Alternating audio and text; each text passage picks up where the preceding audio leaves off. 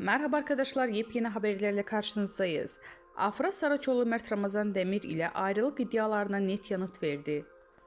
Afra Saraçoğlu Paris Moda Haftası dönüşü Mert Ramazan Demir ile yaşadığı ayrılık iddialarına son noktayı koyarak açıklamalarında bulundu.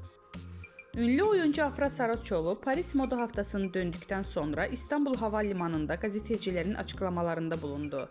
Son dönemde adı Mert Ramazan Demir ile yaşadığı ilişki hakkında çıkan ayrılık dedikoduları ile gündeme gelen Saraçoğlu bu iddialara açıklık getirdi.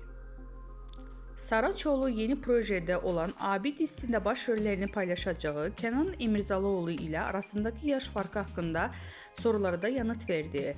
Genç oyuncu yaş farkının ilişkiye engel olmayacağını vurguladı. Demek sevildi ki bu kadar konuşuldu. Yaş farkının bir problem olacağını düşünmüyorum dedi. Gazetecilerin özel hayatı ile ilgili sorularına da açıklık veren Afra Saraçoğlu, Mert Ramazan Demir ile olan ilişkisini sonra erdiğini şu sözlerle doğruladı. Artık bitti gitti. Bu açıklamasıyla ayrılık iddialarına son noktayı koyan Afra Saraçoğlu, hayranlar